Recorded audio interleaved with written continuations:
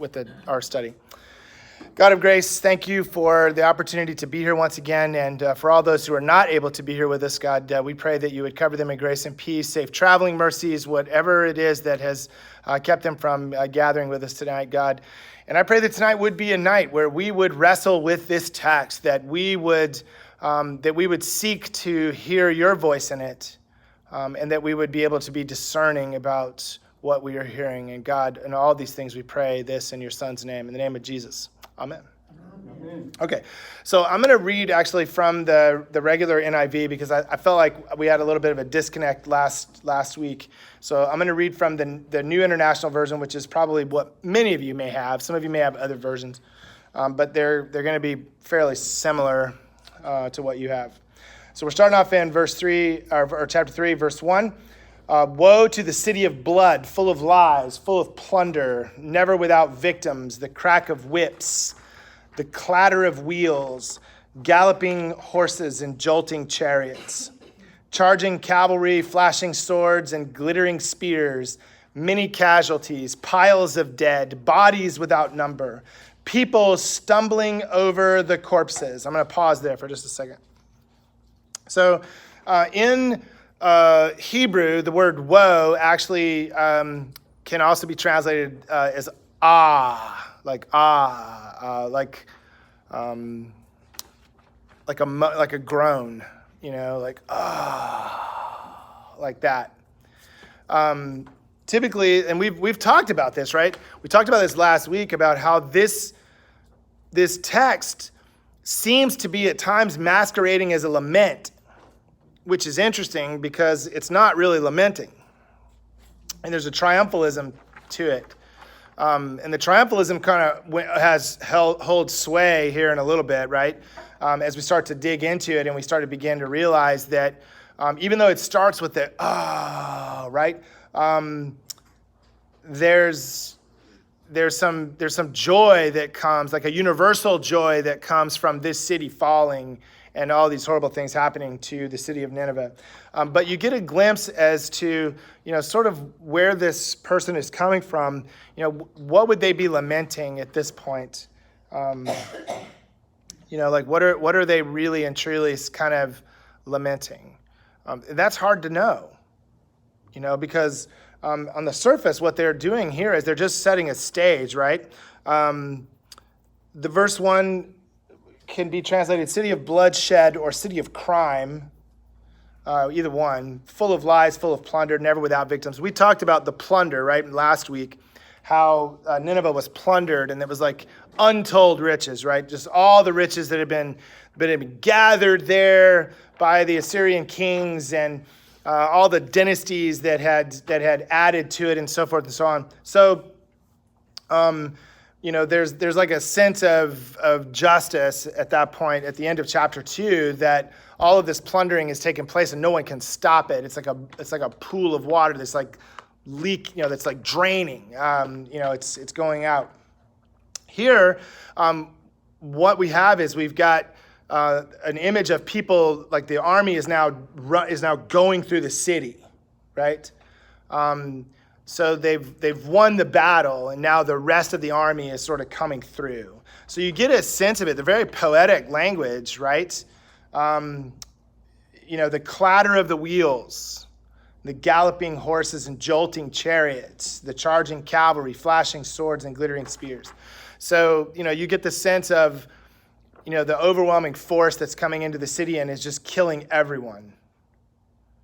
And this is awful, right? I mean, it's a horrible thing to have happen. War is terrible. So in a sense, I mean, it's almost like verses 1, 2, and 3. You get like this. It's almost like the prophet is actually going, this is pretty bad. It starts with look at this. I mean, city of bloodshed. Look at what's happened to you. The bodies are piled up. I mean, bodies without number. People are falling over dead bodies. If you think of stories of battles where, where there were, especially I think most of those, really, the Civil War stories are like really poignant, with the amount of people that were killed during charges and during, because they were still kind of in that weird phase of war where they just kind of lined up and just like went at each other, we got a little more strategic, as time went on, at least to a certain extent. I mean, at some point, assault is necessary, right? And you just got to do it. But at this point, they were like still like lining everybody up and shooting at each other and just sort of standing there. So people, the corpses on top of corpses on top of corpses, and the images that you see from all those Matthew Brady photos from the Civil War of like just piles and piles of bodies. So we have images in our own history, in our own minds, about what this would look like. But lest you think that the prophet is starting to feel sorry for an event for Nineveh, despite all the things that happen, we get verse 4. All because of the wanton lust of a prostitute, alluring the mistress of sorceries, who enslaved nations by her prostitution and peoples by her witchcraft. So harlotries, like in the Hebrew, it's like harlotries, is what it actually said. So the wanton lust, the harlotries of a harlot, the mistress of sorceries. And so these kind of go together in the biblical text in the ancient world. Harlots and sorcery, right? So witches. Why do you think this is so? Any literature majors among us? The Message uses whore very frequently. Yeah, whore is another great word. Yeah. They don't. It's not. I mean, the text is not mincing words. So why? But here's the thing. Like, why take that road, right? Like, why go down that path when you're talking about a city? Like, why would that be the description? A whore and a witch. Well, I have the Amplified Bible, and it 4 reads, all because of the many acts of prostitution of Nineveh, the prostitute, the charming and well-favored one, the mistress of sorceries, who betrayed nations by her acts of prostitution, idolatry. Right. So in the Amplified Bible, it equates prostitution with idolatry. Sure. Right. And that, in fact, is something, if you go to the book of Hosea, that is a familiar trope all the way through the book of Hosea, because God basically says, you are like a prostitute to the people of Israel. You are like a prostitute that has gone. In fact, poor Hosea, the prophet. So a lot of times prophets were called upon to actually live the thing that they were trying to teach, which would often be pretty horrible. So it was like, how do you embody what it is that you're trying to say? So Hosea is called to go and marry a prostitute, Gomer. So he marries her, and then she returns to prostitution after giving birth to 2 children who have like the worst names ever. I can't remember their names, but it's like hopeless and awful or something like that. And then, so she goes and she gets passed around and ends up like kind of in slavery, and prostitution. And then God says to Hosea, go take her back. And so he goes and takes her back. He has to buy her back. And he takes her back. So that's a familiar trope within the text, is the idea of Israel when it does what's wrong as a prostitute. There's also some tropes that will liken Israel to a bride as well, when they're doing what they're supposed to. But it's just interesting to me that these are the this is the language that is used. So immediately it goes kind of off the rails and begins to denigrate women. I mean, that's what we're talking about here, right?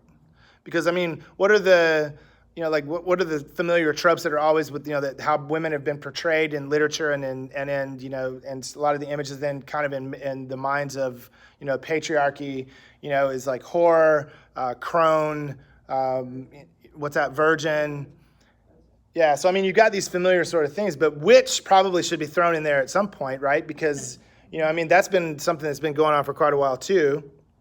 People being accused of being a witch for all kinds of things.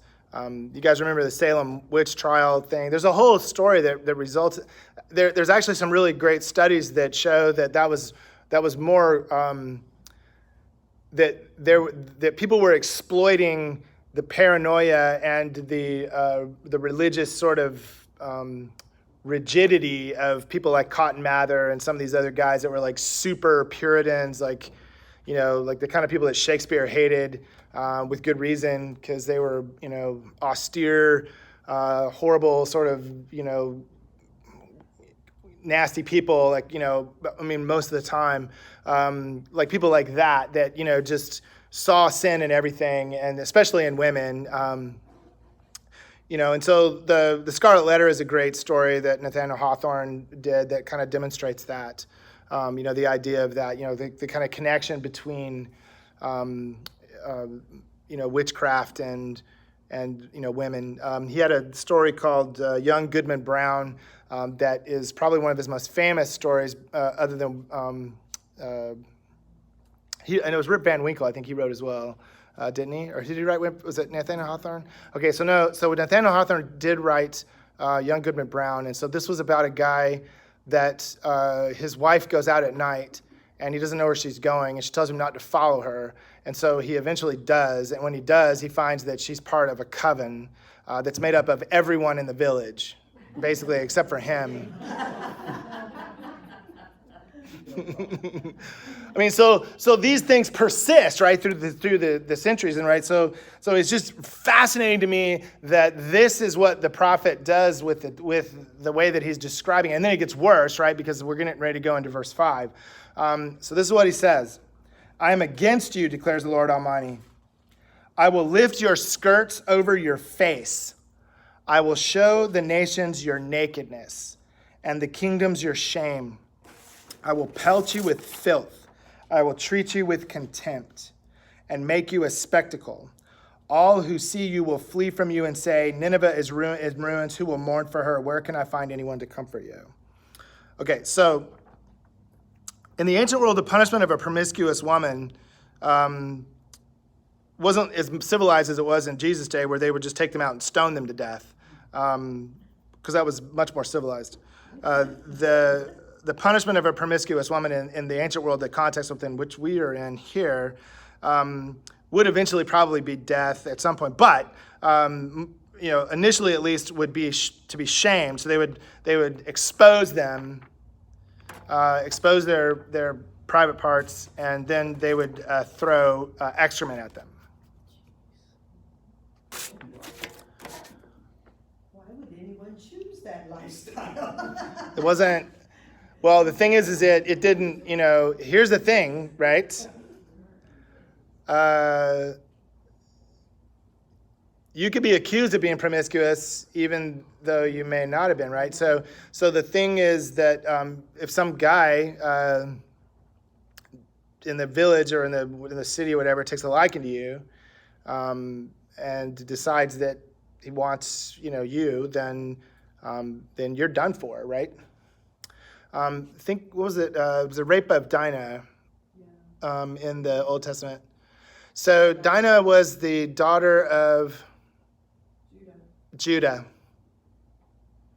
And so I forget the guy's name. It's like Haman or something like that. Anyway, so he sees her in the city. So and this is all the stuff about, so the 12 sons of Jacob and everybody, they're all bringing their flocks and all their stuff in a nomadic lifestyle. They come near the city, This is what happens when you go to the city.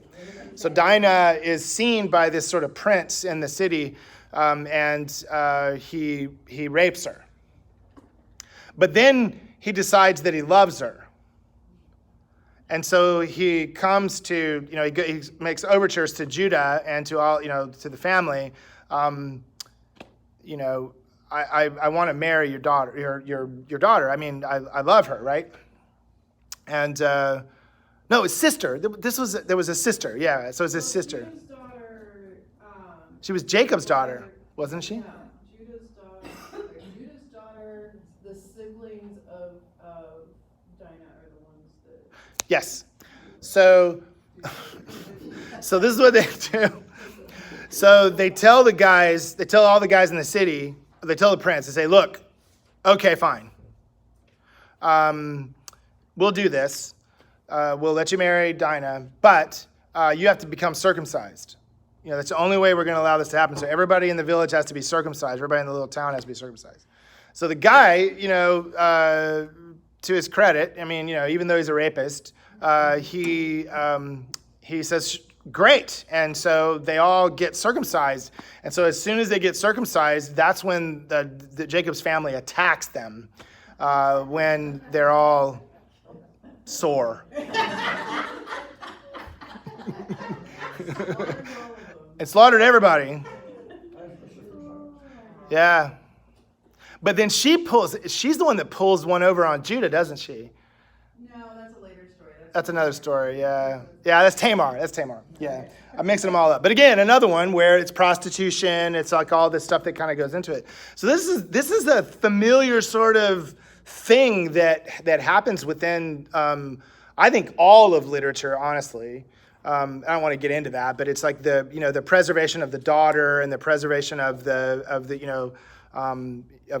virginity, essentially, as a thing that must be preserved at all costs, which is something that's made its way all the way through text and all the way through. I mean, it was part of the early colonial period in America with all the stories of people that were captured by Native Americans, and all of the salacious stuff was, of course, left out, because now they are returned.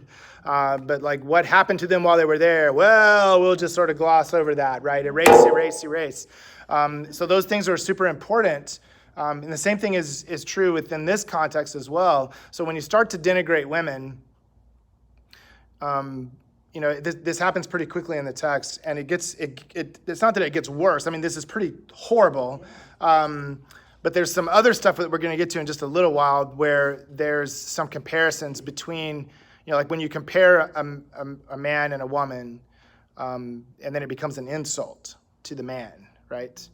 That's also something interesting in here as well. Well, I was thinking about also in some of the other books in the prophetic books in this period, that whole overlay of what happens to women in war and how cities are personified as female across the Hebrew scriptures. Absolutely. So this is Nineveh and not a Hebrew city, but it's still that same idea that cities, it's a proxy. Cities get raped. Yes. And so there ends up being a lot of really nasty, violent, textual stuff going on. Yeah, it's just you're absolutely right. And if you go to Rome and you look at a lot of the statuary and the arts, a lot of the triumphant archways and stuff, you'll see that it's often depicted as that whatever country or whatever people that they were conquering is pictured as female and has been ravaged. That's the implication. So that continues all through the ancient world. So, it does speak to, the kind of the societal problems that they obviously had, and the status of women within those societies. And so this obviously is something as we see what we're looking at this and we begin to realize, okay, well, this is actually a thing that happened to people. So the Nahum is speaking about something that everyone would be familiar with, but he's saying this is what has happened to Nineveh. This is what God says God has done to Nineveh. Nineveh was also a source of power, and so Nineveh was seductive to Right. kings. And, Absolutely. yeah. So, and what other city do we see within the text, particularly in Revelation, that is referred to as a whore? Babylon. Right. So it's a very we're talking the same kind of language here as they're making these kind of allusions. But I do want to come back to this because this is super important for our understanding of this text and kind of the way that we approach it, right? So, yes, all those things are true. All the things that Nahum is saying about Nineveh as a place that has had its day, it had its fun, right, at the expense of everyone else. And I'm gonna read a little bit about some of that in just a moment, because then it gets pretty triumphant, right? Or like, not triumphant, but like, I mean, I don't know how to describe kind of the tone of this. Are you better than Thebes, situated on the Nile with water around her? The river was her defense, the waters her wall. Okay, so obviously the prophet is making a connection between Nineveh, which was surrounded by water, and the river actually kind of rose up against the city as well, at least in their minds, right? That God caused that. But Thebes was in the northern Africa, right? Was a capital city of Egypt, and it was sacked in 663 by the Assyrians. So in the let's see, this one translated Thebes. The Hebrew actually is No Ammon, right? Which kind of even the word that the prophet is using there is kind of sort of connected a little bit. I mean, it's, he's using a word that has a n sound like the Nineveh, No Ammon, which in the ancient world they would have understood that to be Thebes. And so it says Cush and Egypt were her boundless strength, and these are cities, of course, in the Egyptian Empire. Put and Libya were among her allies. Yet she was taken captive and went into exile, right? So we're personifying again a city. Only this city is not personified as a prostitute. How is she being, just pay attention to what I'm reading here. How is she being personified, or the city being personified?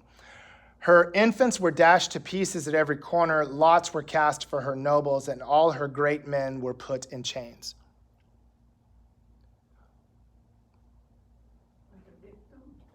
A victim, but what kind of victim? She's taken slave, right? Taken captive, went into exile. Who typically goes into exile? The leaders. Like a noble, So there's like the prophet is giving Thebes sort of noble status, like of a noble woman. Sounds like we need to stop over the growth of the city, though, too. What's that? All the newcomers, babies and so, everything like that, have been slaughtered. I mean, it Yes. stops here. Yeah. So that, and in fact, let's go ahead and take a look at that really quickly. So I had Psalm 137, right? And that is what, 9? Okay, so this is a great psalm to read at the beginning of worship. Happy is the one who seizes your infants and dashes them against the rocks. So here's the context of that.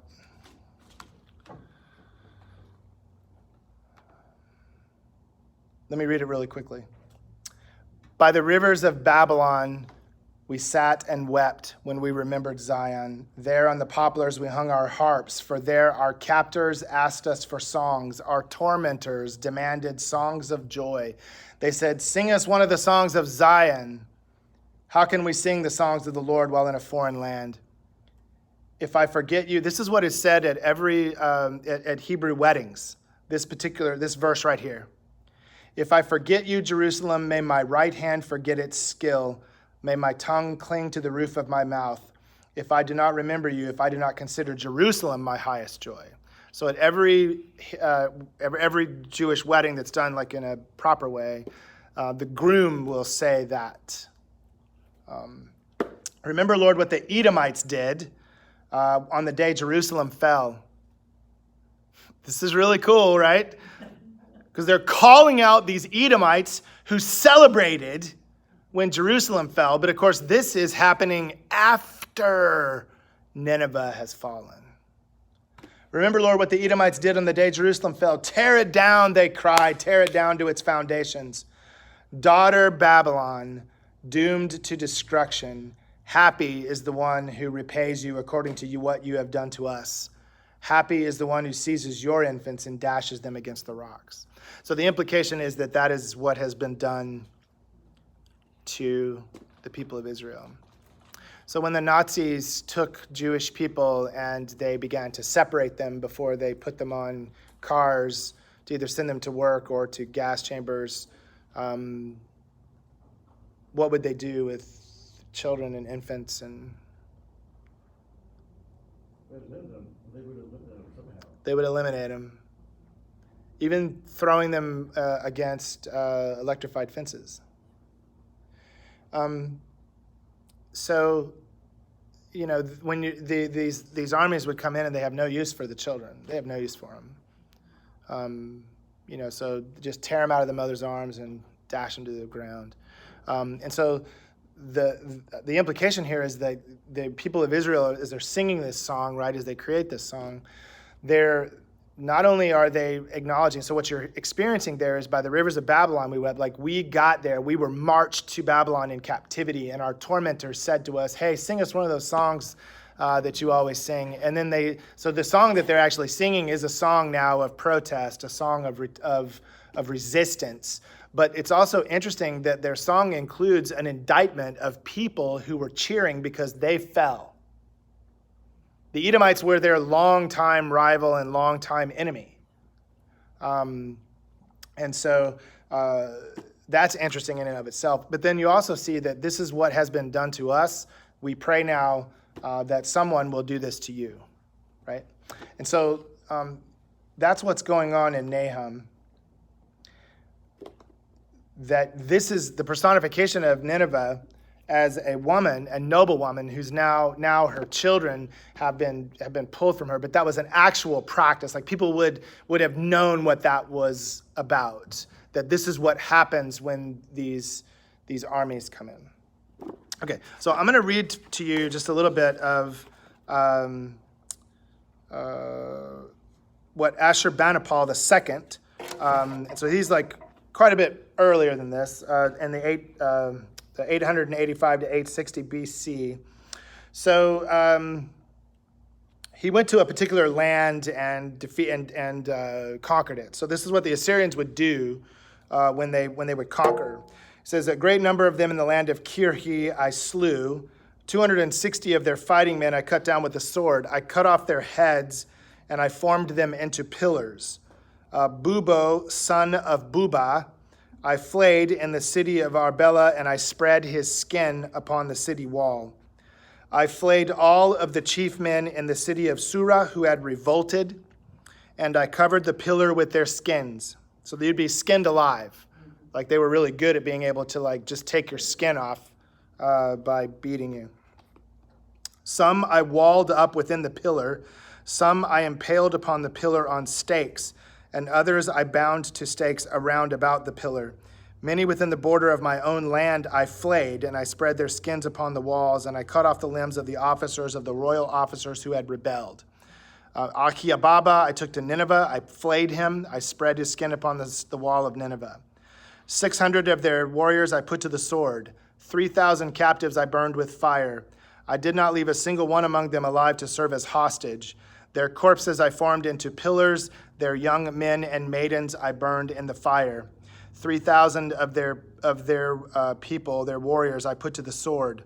Many captives from among them I burned with fire. From some I cut off their hands and their fingers, and from others I cut off their noses, their ears, and their fingers. Of many I put out the eyes. I made one pillar of the living and another of heads, and I bound their heads to posts around about the city. Oh, I know. I read the Psalms. Have you read the Psalms? Yeah, that was the Assyrians. That was the Ninevites.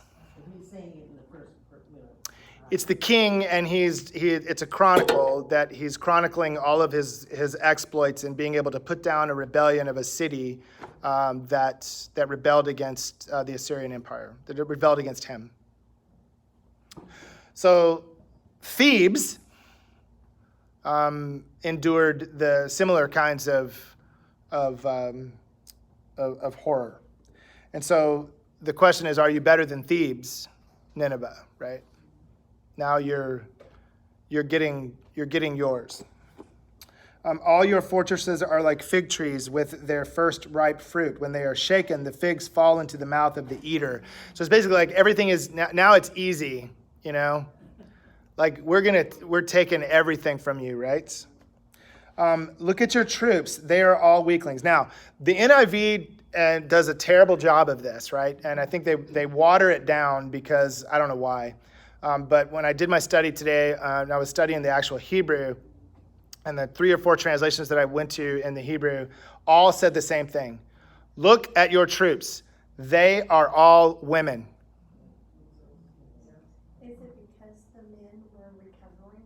No, they're insulting him. Yeah.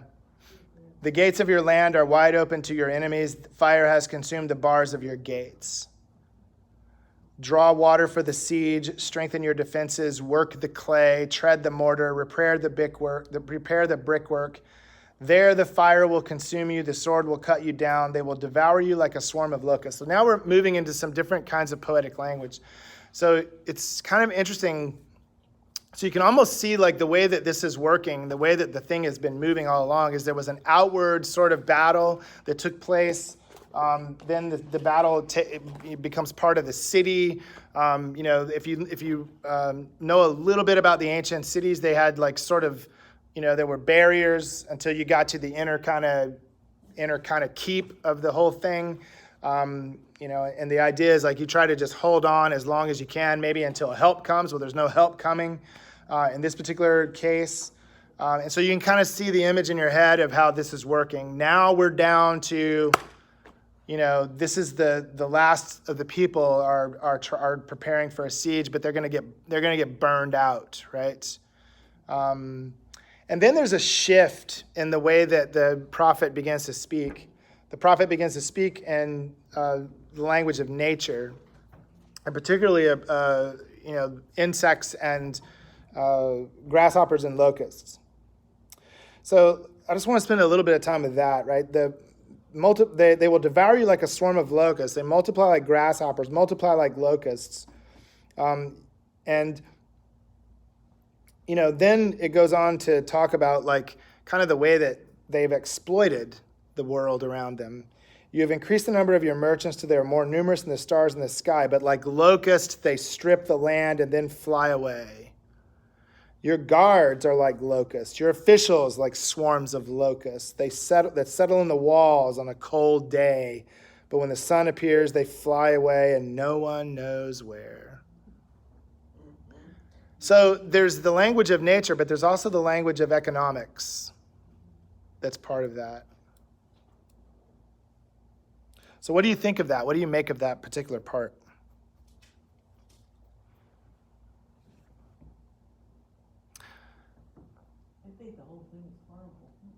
Yeah, it's pretty horrible. But this is really super interesting, okay?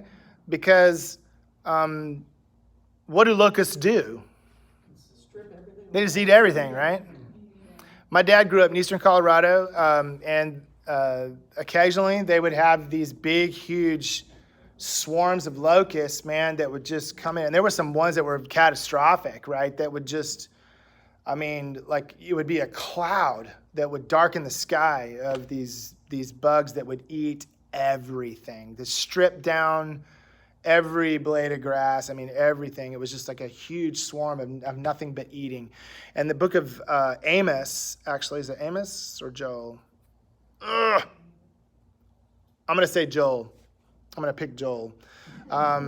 There's actually there's a prophecy that has to do with a particular swarm that was devastating the ancient world at that time, that there was nothing people could do about.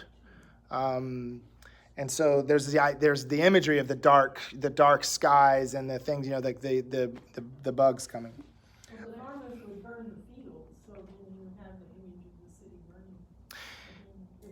Yeah, if that's how they were going to defeat them, right? The only thing they could do without pesticides would be to burn the fields. Right. To keep them from moving on.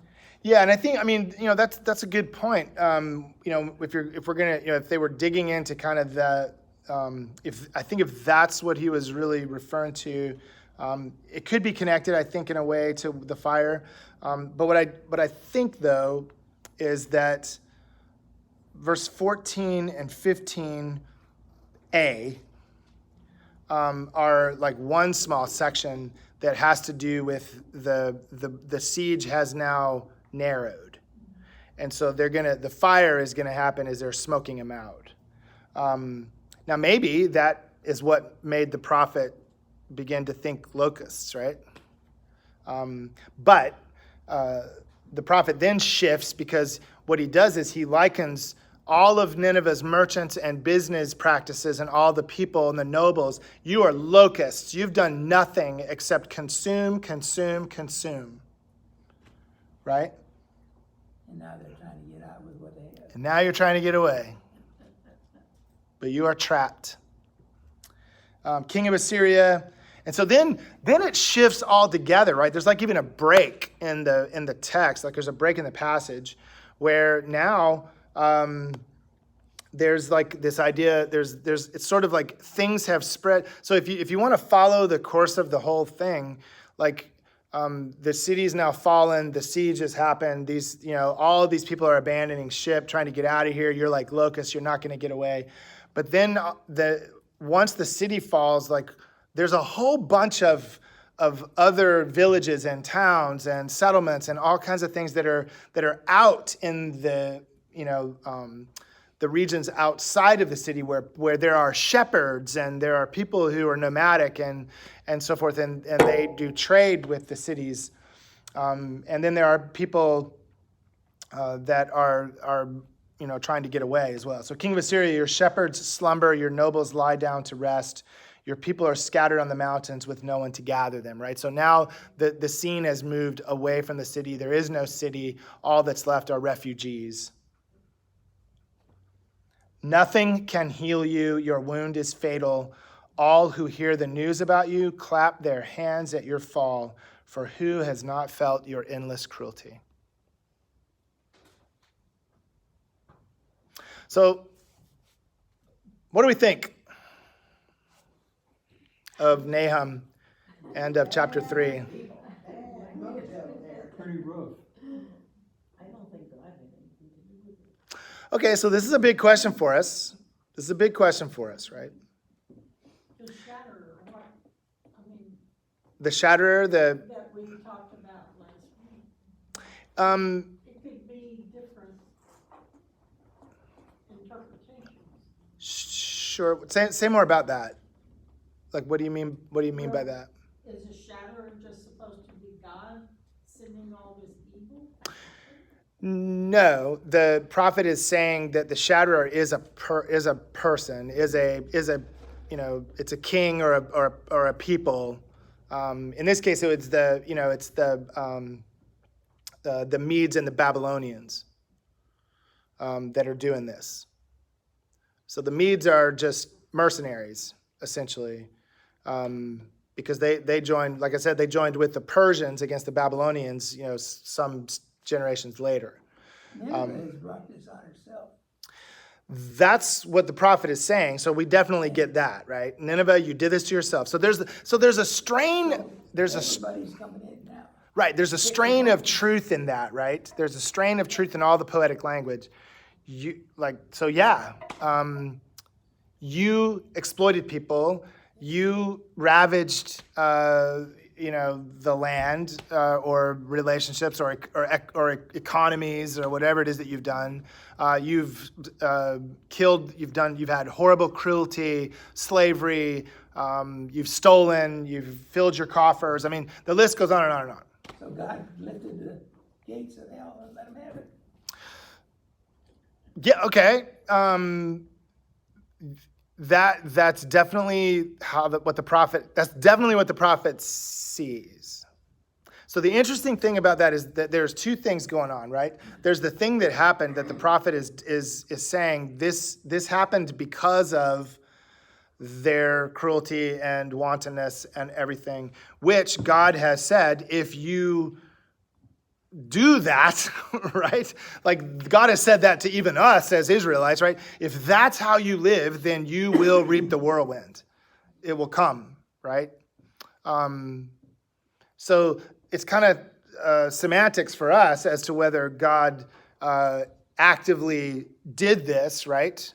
Or basically is saying, this is what I told you would happen, right? So the prophet interprets it as God acting to do it. The second thing that the prophet does, kind of irrespective of what the prophet believes about God's activity in this, is it's interesting the words that the prophet puts in God's mouth, which that's the thing that bothers us as we read this text, right? So this is the struggle that we have with books like Nahum. And so the question that I would say is that, can we accept, so these are all ethical questions. Can we accept that wickedness justifies mass destruction? I mean, so that's one of the first things that we have to sort of put our minds around. So most of us are sitting here going, well, after you read us that passage of the guy talking about all the things that he did to all those people, maybe, right?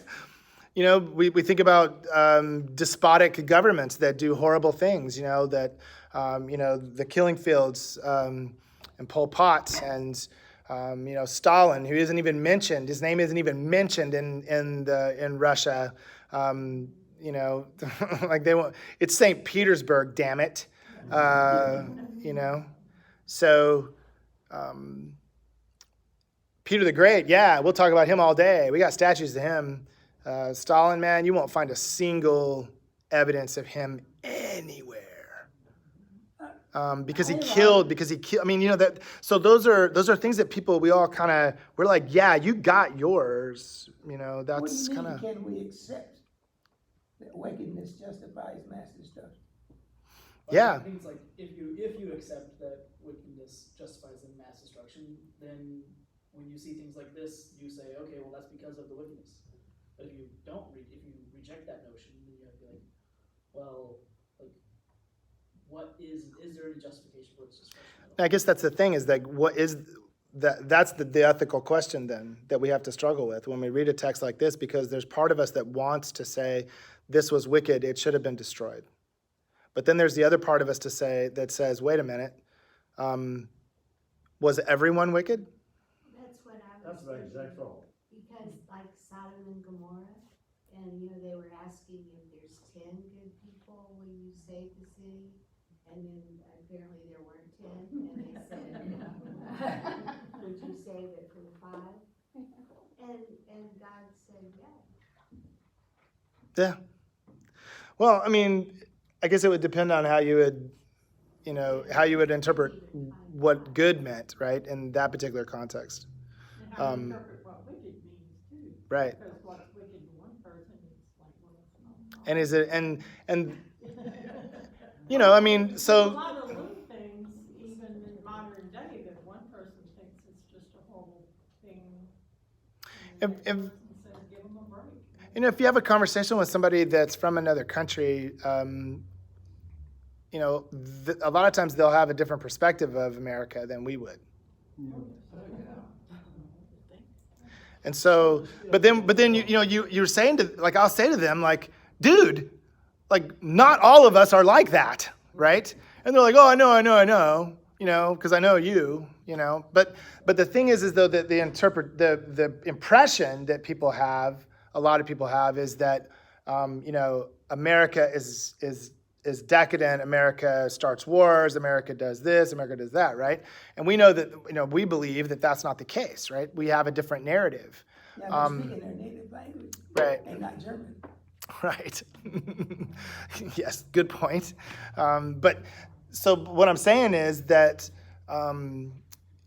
we have this sense of, and I think all countries have that same sense to a certain extent. People in Germany, the Germans, many of them were not aware of what was going on. Most of them were not aware of what was happening. I mean, and if they were, then they chose to just go, I'm not going to get involved, right? And a lot of us, I think, sometimes do the same thing on smaller scale, that we're just like, that thing that's happening in the south side of Chicago where people are getting killed on a daily basis and it's almost mass shootings like almost every day. That's so really far away and it's not my neighborhood, so thanks be to God, right? And I used to live in Chicago and, we had the same mentality. That's just the south side, right? You just don't go down there. Well, what about the people that live there that are innocent, that are trying to make it, they're trying to get out of there? So I think that the ethical questions that we struggle with this is like, yes, there was wickedness that happened in Nineveh, obviously. There was terrible rulers. There were people that did all these things. But, the mass destruction of people that were innocent, of the children that were bashed to the ground, what do we do with that? How do we put our minds around it?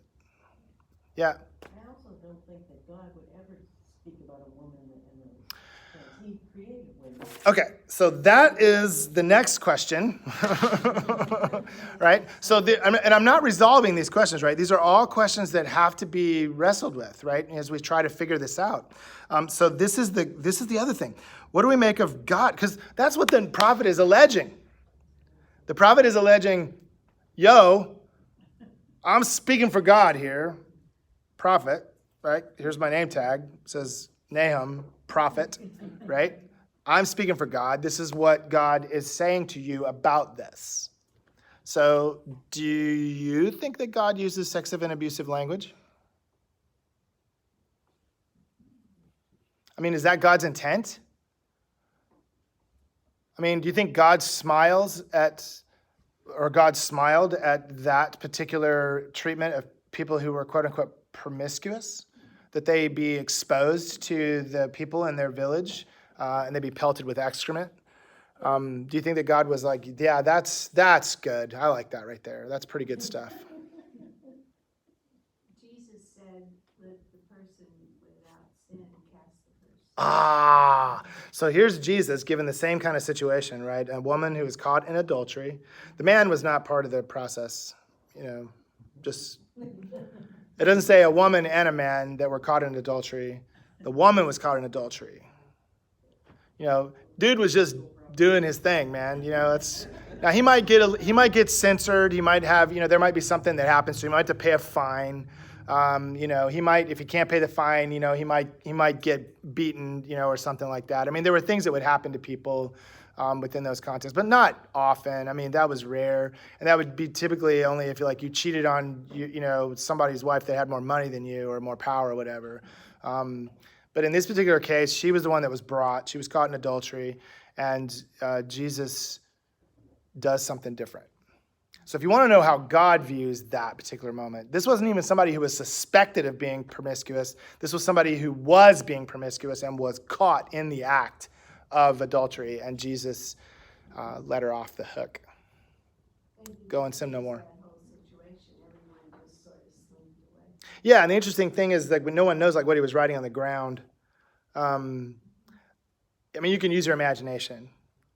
Maybe he wrote in front of one guy the name of his mistress. That would have been fun. And it's funny. It's like from the oldest to the youngest. It says in that text. It's like the older guys were like, yeah, okay. I got a lot to repent of, here. And the wisdom of that, like they're like, yeah, we're done. And so he asked her, where are your accusers? There aren't any. Well, neither do I condemn you. Go and sin no more. So my take is that kind of image, that kind of thing is not who God is.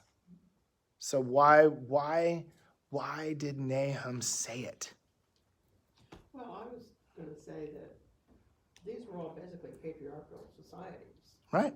And this was language that the people who were reading and hearing these stories would understand. Right. I Um, agree. Yeah, so,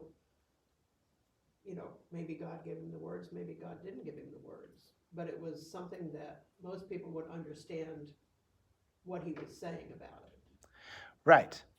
So this is the question of inspiration, right? That comes down to what inspiration really is and how much agency people have within that, and how sometimes they will say things that maybe are out of school. They're trying to make a point. They're trying to say a particular thing in a way that other people will understand it. But, I mean,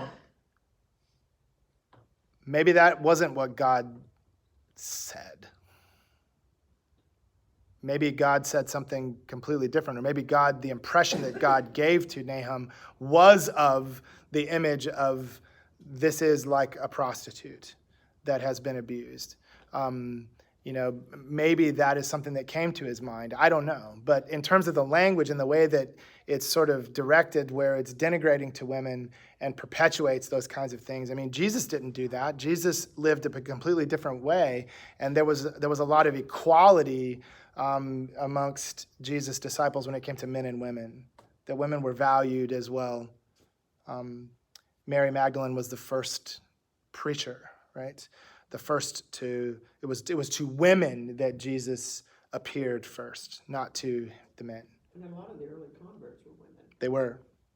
So, I mean, so you get a revelation then, I think, of how God views the relationships of men and women and how that has transformed. So we go back to what we talked about a long time ago when we first started this class, was that sometimes, some of this stuff that we're reading, it is possible that what people are trying to do is put their minds around stuff that is impossible to put their minds around, and they use the language that they have. Now, how does that fundamentally change how we view texts like this? Because this is what we're going to be getting into next week. This is the beginning of it. And it's almost like we're reading into the unconscious bias, and how do we peel that back to figure out, okay, if there was no bias here, what is actually being said? Right. You have to keep it in mind while you interpret it, Yeah. to keep that on your mind and look at it kind of separately almost. You have to be able to say, okay, this had a context. These were people that were, this is a society that did that to women that were promiscuous. This is a society within which, the kind of cruelty that we were describing is commonplace. So if we peel all that away, let's peel all that away, right? Let's peel all that away. All of the sort of angry God doing this, God making all this happen. Let's peel all that away. What do we have at the very heart of this? If we're taking away the unconscious bias of Nahum, who's obviously really happy about all this, and for good reason, right? Has a good reason for that. So we peel away all the unconscious bias. What do we have at the heart of the text?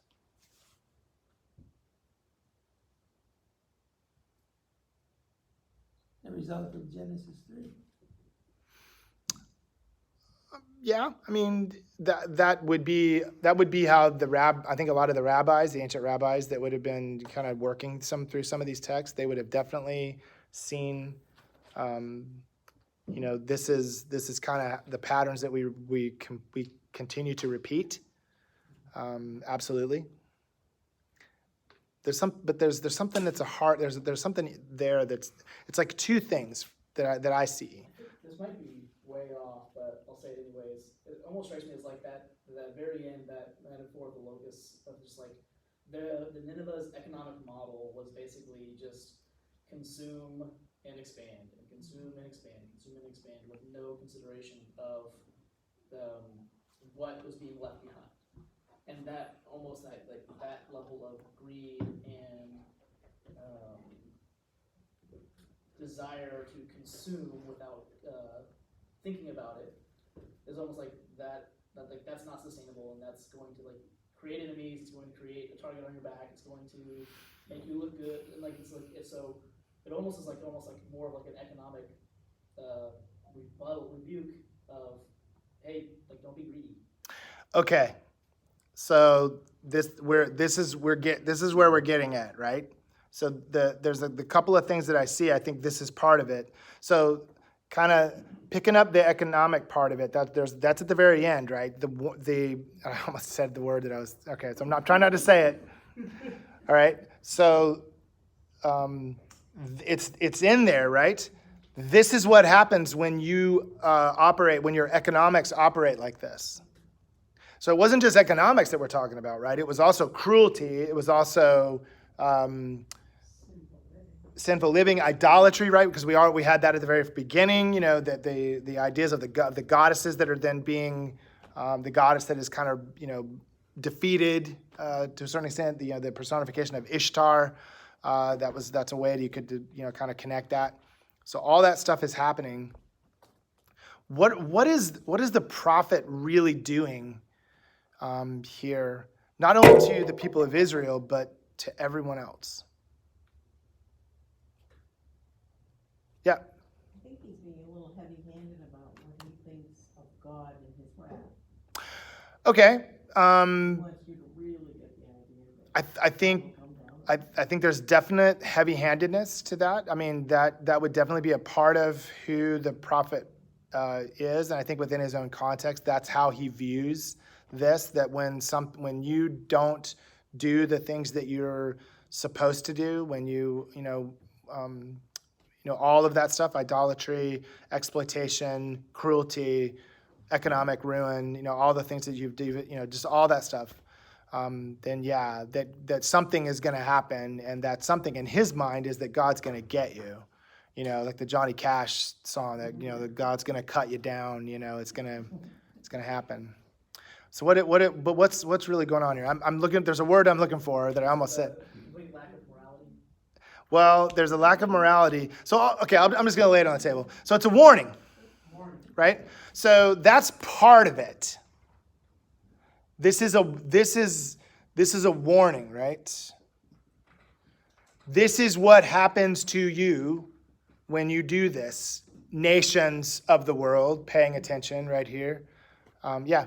I was flipping back and forth, and I was thinking to myself that it's almost as if Nahum's written upside down from the way a lot of other prophetic texts. And I came in the middle of, the end of chapter 1, where it's celebrate your festivals, Judah, fulfill your solemn promises. And it's next to the look on the mountains, the feet of a messenger announces peace, which we tend to use as like a happy celebration. But centered in the rest of this is like, okay, so see what happens to you if you don't celebrate God's festivals and you don't do what God told us to do? Sure, Nineveh, this is what happened to Nineveh.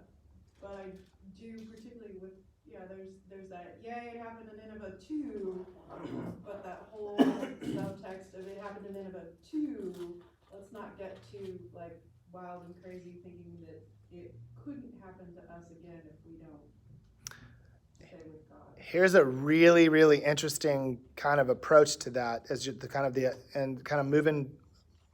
moving a little bit to the side of what you're talking about, because you're right. It's like, this is what happens to you if you don't do the things that you're supposed to do to Jewish peoples. So the warning is to the nations, but the warning is also specifically meant for a Jewish context. But it's funny to me that the personifications that you have, you've got Nineveh, the whore, the sorceress, blah blah blah, right? And then you've got Thebes, the noble woman who is, has her children torn from her arms and so forth and so on. Which empire was Thebes a part of? Egypt. They had a 400-year relationship with Egypt, that was not great. And so, it's interesting to me, like how all of a sudden there's almost an idealized kind of thing because Thebes went through this. We saw that happen to them, but somehow they're off the hook from exploitation and so forth, as opposed to Nineveh. And that has to do just with history, right? Like where we are in history. And so the Egyptians had been, in this, in some of this context, they had been, off again allies of the people of Israel as well. So, but it's interesting that they're not called on the carpet. God doesn't have anything to do with Thebes getting destroyed. That was all the Assyrians. Whoops. Would Nahum resonate as much if there hadn't been Jonah?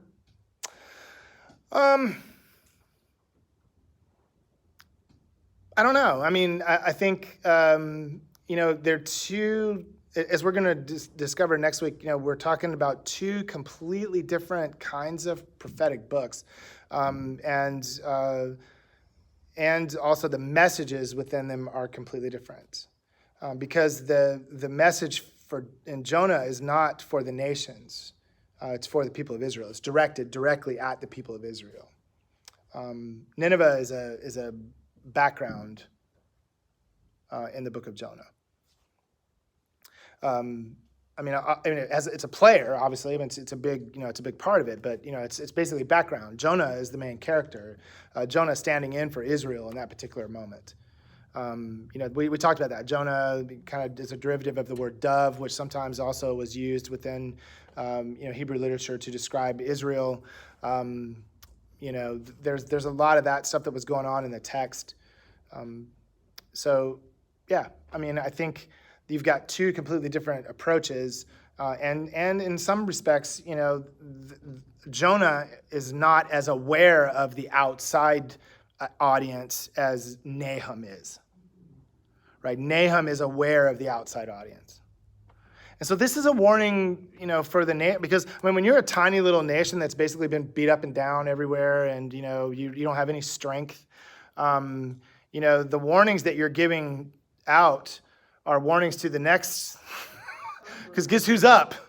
Babylonians are up, right?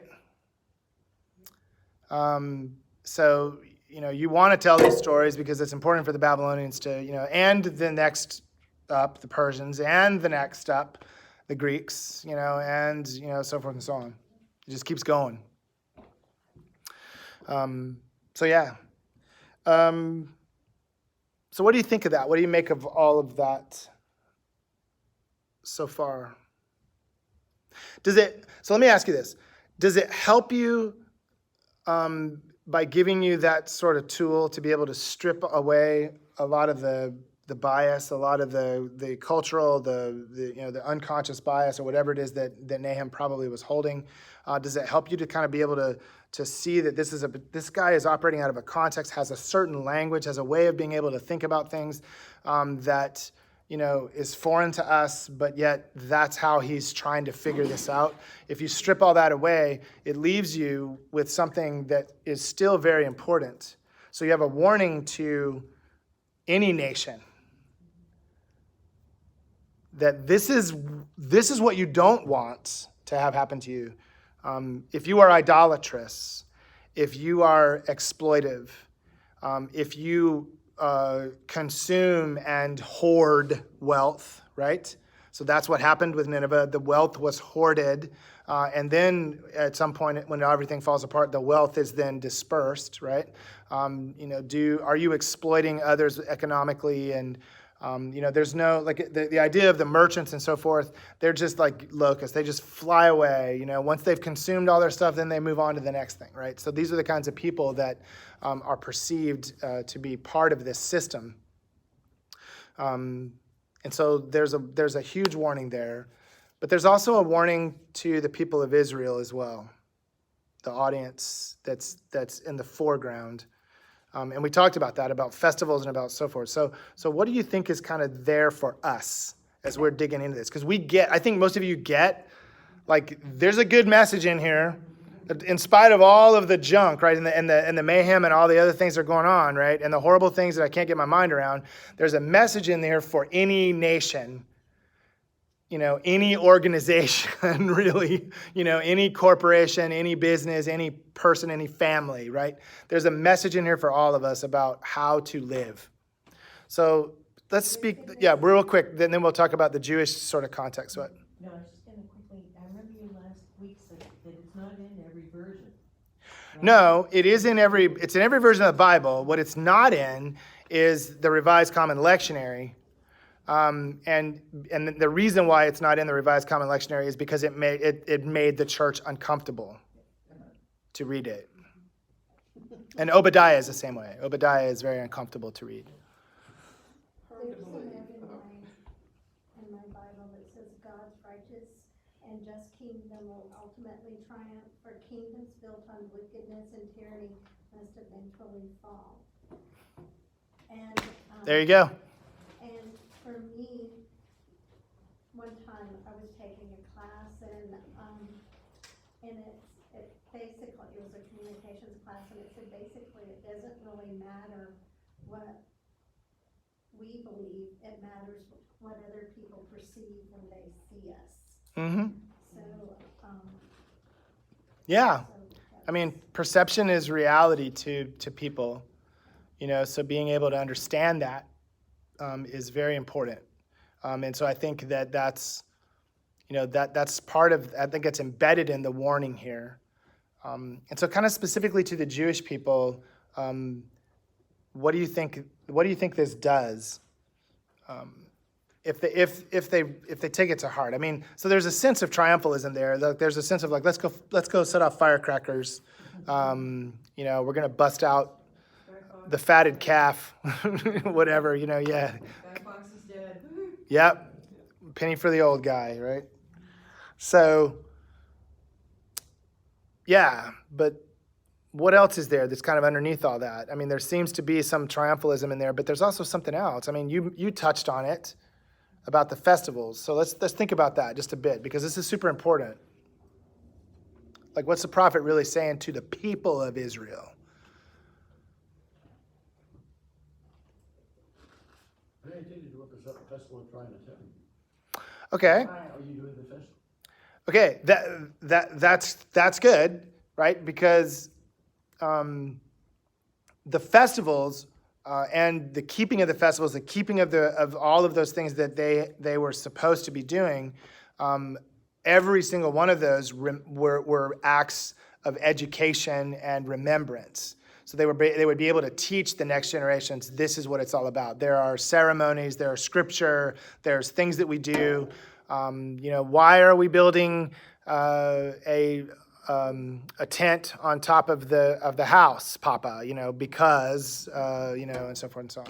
So those are the kinds of things that would be part of the process, and that's why God wanted the people to do that in a society that would be semi-literate, society that there wasn't a lot of the only way that they would be able to read the text would be if it was read to them by the priest, and we have that. We have images of that within Ezra, the book of Ezra, where the people stood for hours listening to the Torah being read, and weeping and repenting, as they heard it read, because it had not been read in so long. So those are things that you kind of see happening. And so this is all why we want to do this, right? Well, one thing. Follow the law. Stay in your lane, right? Well, one thing it's pointing to is looking, it's a less selfish view of looking to the next generation not stripping the environment, and telling the stories that they need to know. Mm-hmm. So it's looking down the line more than just, let's just get everything we can get out of it right now, and who cares, and take off. Yeah, I mean, Isaiah, part of Isaiah's prophecy was pay them. Just pay them. Whatever they want, pay them. It's not worth it. Don't go try to fight. Don't go try to do the thing. I mean, just pay them. I mean, is it terrible to have to pay, tribute? Of course it is. I mean, it's awful. But the alternative is your mass destruction, right? And so, but this is the problem that Israel has, right? They instead of just saying, we're going to trust, and that's kind of what God is saying, you need to trust me. Remind yourself of the stories, all the ways that I've always been there. Keep to yourself. Don't go making arrangements with the Egyptians against the Assyrians or whoever else. The Babylonians next. The Babylonians, they do it with the Babylonians. They make arrangements with the Egyptians. And so Nebuchadnezzar takes his entire army and goes right by him, and they're like, oh, look, he just went right by us, yay! He goes down and he defeats their ally, the Egyptians, and then comes back and destroys them. That was what they were saying, don't do. Just humble yourself, worship the Lord, keep the commandments, keep the Sabbath, do the stuff, and you'll be okay. I mean, is it always that way? I mean, who knows? I mean, but at least that was what the prophets were trying to tell them, that when you remain faithful, what happens is the people around you then, and I think that's part of what Jonah is about, is that if you are transformed, the people around you will be transformed. If you allow yourself to be shaped by the law and the Sabbath and all the other things, the people around you then will be shaped by it as well. You will, when you start building walls, when you start keeping out the stranger, when you start treating widows and orphans terribly, when you begin to exploit, all the things that all these kings did, when you begin to worship other gods, was it Manasseh? It was even with Manasseh that he had his children pass through the fire, it says. So Manasseh was one of the kings of Judah that kind of eventually started even child sacrifice, which was an abomination to God. That actually took place, I believe, with Manasseh. It actually took place in the valley of Gehenna. So outside of the city of Jerusalem, there's a valley, the valley of Hinnom. So it's Jerusalem is kind of surrounded by two big valleys, and it kind of comes to a point. So the old city where all that would have taken place is like kind of at the end of that point. So if you guys have been there, remember we stood up on the Mount of Olives, and you look down at the old city, and you can see the Dome of the Rock, and then to the left of it, the city slopes down kind of into a valley, which is the City of David area, which where we went. And so the City of David is the old city. So Manasseh, all this that's where they would have had a lot of their stuff. Anyway, so they would go out, and then they would do sacrifice in that area. So by the time Jesus comes along, that's an evil place, right? That's the garbage dump. That's all it's good for. So it's just always burning. That's hell. Hell is where that happened, right? So all that kind of stuff is going on within this text as well. The warnings to the people, the nations, and then also to the Jews themselves. So Nahum is kind of awesome once you strip away all that other stuff. When you strip away the language of the person who's trying to interpret it. If you could just say, stop, dude, just stop using all that. What actually do you mean? Well, it's a warning to the nations and to the people, Okay, why didn't you just freaking say that, man? Well, I got to use all this poetry and the language and the things and the, because it was exciting. It was an exciting story. So next week, what I want to do is I want to take a little bit of time and I want to talk about how this helps us understand God better. Like, why do we do this? Like, why do we pay attention to these books that are so hard for us to read? When we read things that seem to not click with other things that we're reading. And then how do we, like, we practiced a little bit of it today, okay? We practiced just a little bit of it today. We were like, this whole prostitute thing is bothersome. Hey, we have a story from the New Testament about a prostitute. What was it? You know, and so like that's really, really helpful that we have all of these stories about Jesus and how Jesus responded to things. Now, sometimes Jesus was tough on people, you know, and so those are really good texts as well, because then you can dig around in that. But I think that's what I want to do next week is just spend some time talking about wrapping up anything that we have with Jonah, wrapping anything we have with Nahum, and then kind of dive into like, why is this so important for us? Like, why should we care? Other than like, it's kind of interesting, you know, I'm guessing you guys are all nerdy, a little bit nerdy like me. Of course, I'm the only one with a G.K. Chesterton shirt, so you can get one if you want. I'll give you the website. But yeah. So, Yeah. what, after next week, what's your next Bible study? I'm not sure. I've got to sit down and look at my schedule, and it may not be a Bible study. I think I might. I'm going to shift a little bit. I'll probably do a book study on the Universal Christ.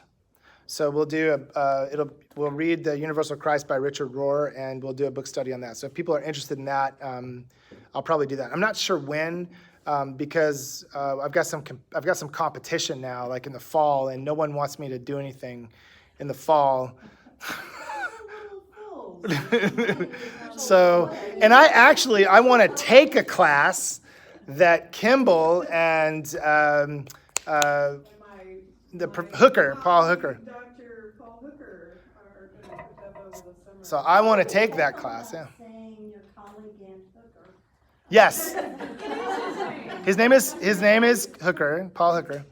But yeah, so they're going to do a class on theology and poetry that I really want to take. So I just want to come be a student, which will be great. But I think the next one will be a book study, and then I'll do another one kind of maybe in the winter. We'll do another Bible study like this, where we just take a text and we just go for it. And I'll try to keep it kind of short, like, 7-8 weeks, something like that. Because I don't like to travel during, like, I want to schedule a class so that I'm gonna go week to week to week to week to week, so that I don't have to break it up.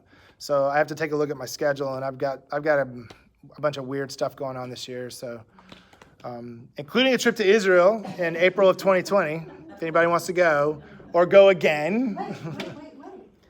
April Yeah. 2020 or 2021? 2020. Yeah.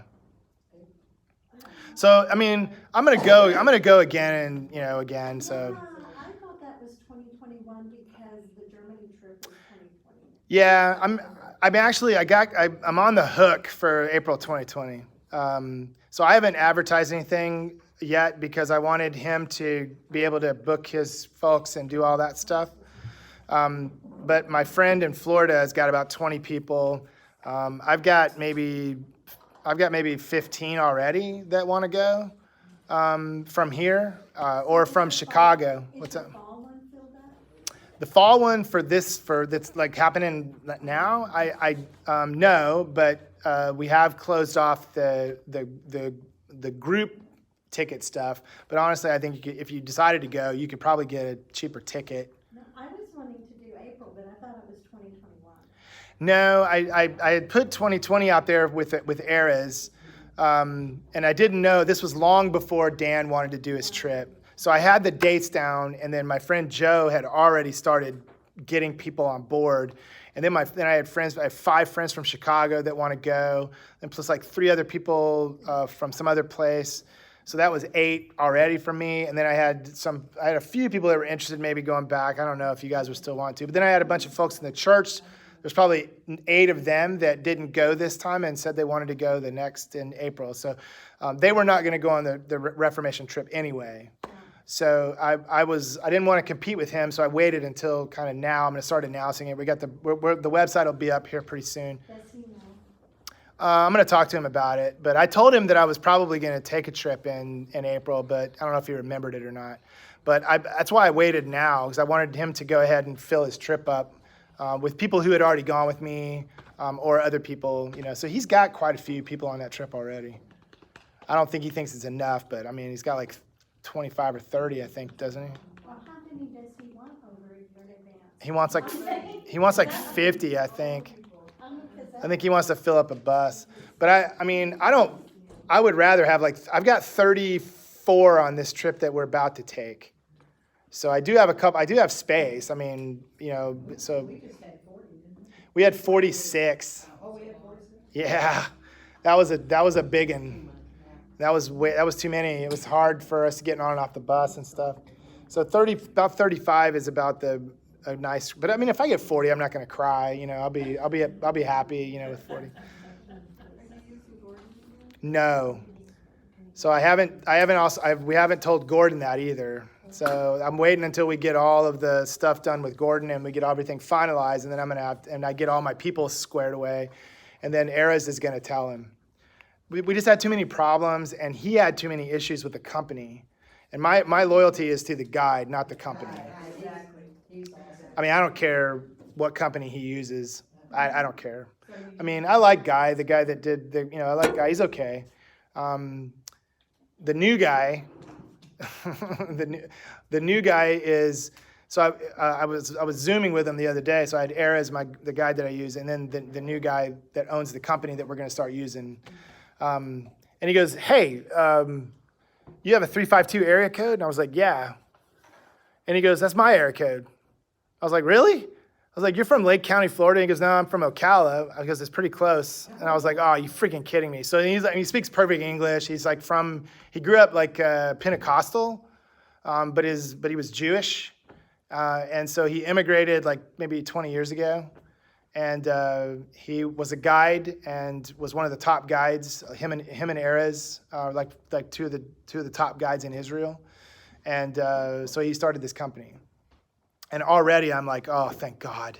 They have like somebody here. They have offices in Florida, so you can call them in like real time. I mean, their website is better. Everything is better. It's just, and he's like real responsive and cool. So I'm using them in the spring. And I'm going with them. I'm doing a thing with pastors in January. It's like a short thing. So some of the pastors in the presbytery, I'm getting, they're going.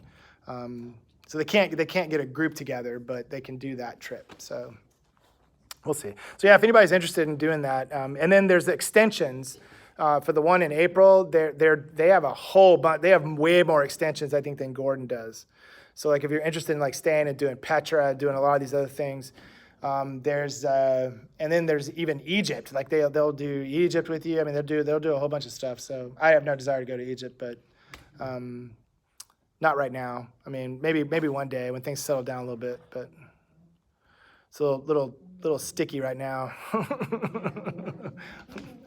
right, yeah, Tom.